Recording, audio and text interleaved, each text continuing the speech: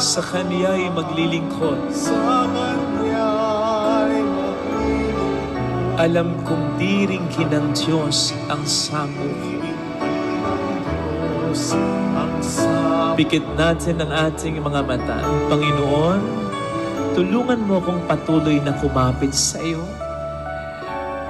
Malaki talaga ang pananampalataya ko Pero dahil kung minsan sa mga matitinding problema, lumiliit na.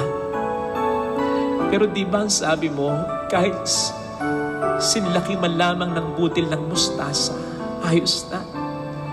Basta yung maliit na butil na yon, aalagaan na namin yon. Hindi na namin pababayaang lumiit pa o mawala pa yon.